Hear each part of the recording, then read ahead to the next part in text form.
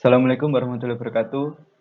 Perkenalkan, nama saya Riko Aji Saputra, NIM 20050050016 dari Prodi D3 Farmasi tingkat 2 semester 3. Tujuan saya membuat video ini adalah untuk menambah nilai ujian mata kuliah saya, yaitu Kimia Farmasi. Di video ini saya akan membahas beberapa soal ujian Kimia Farmasi dan jawabannya. Langsung saja ke soal yang pertama. Manakah senyawa berikut yang bersifat amfimatik?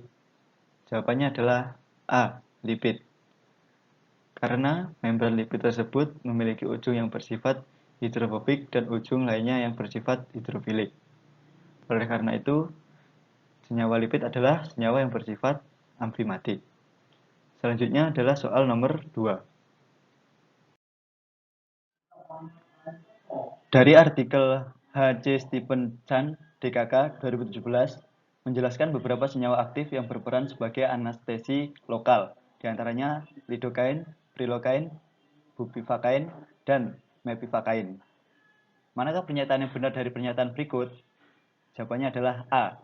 Semuanya memiliki gugus amida. Dari artikel tersebut sudah dijelaskan bahwa pengertian amida adalah senyawa organik yang memiliki gugus karbonil yang berikatan dengan atom nitrogen. Selanjutnya adalah soal nomor 3.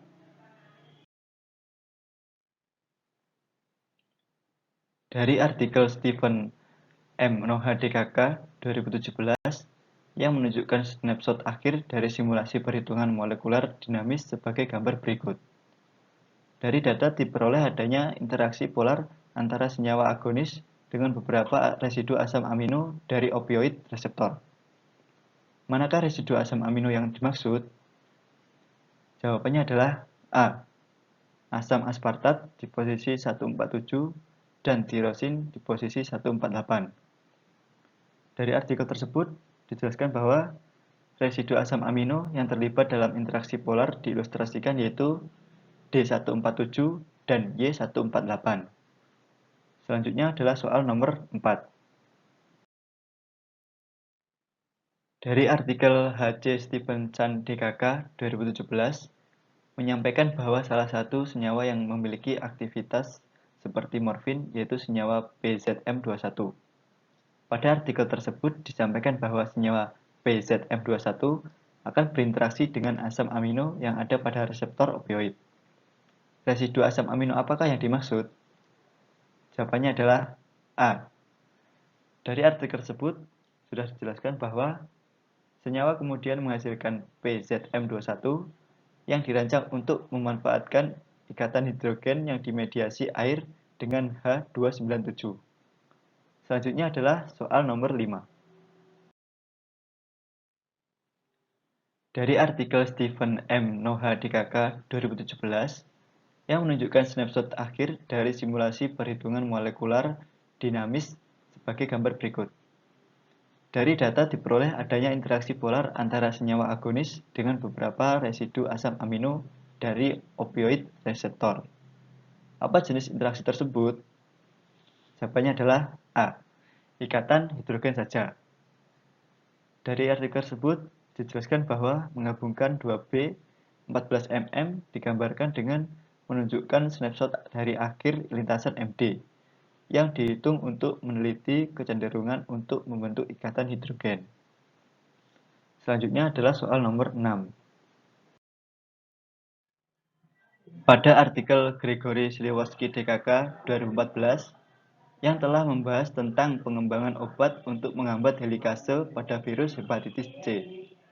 Obat tersebut mengalami beberapa modifikasi. Perhatikan gambar berikut. Obat tersebut merupakan generasi 2 yang mampu menghambat helikase virus hepatitis C dengan membentuk sebuah ikatan dengan beberapa asam amino. Asam amino apa yang dimaksud? Jawabannya adalah C. Arginin pada posisi 393 dan sistein pada posisi 431.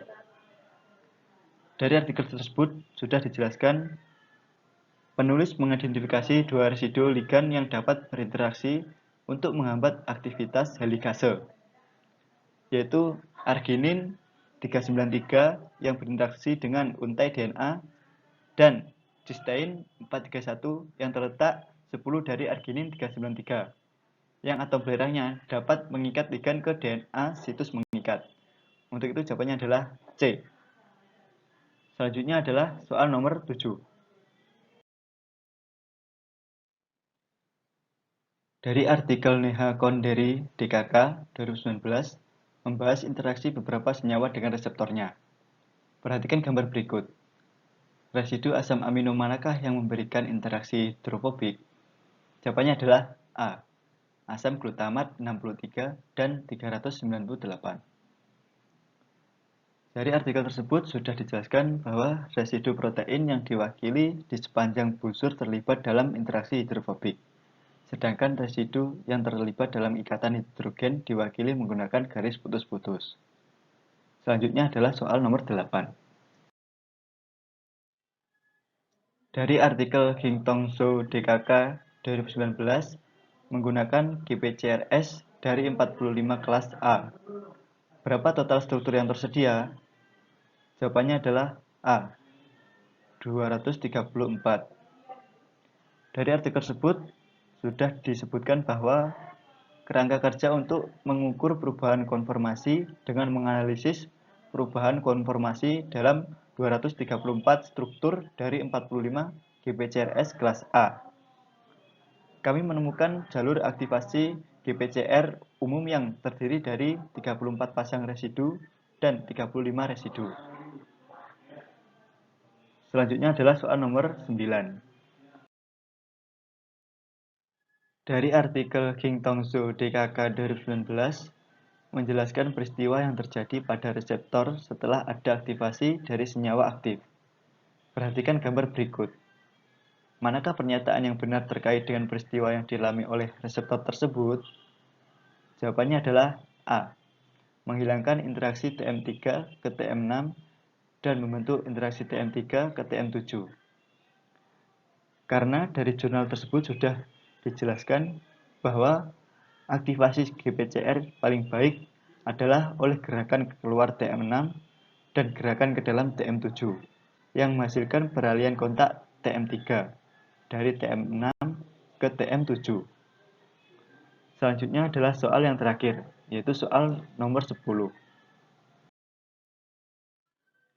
Bagaimana kokain mengganggu ritme sirkadian? Jawabannya adalah E. Tidak ada jawaban benar.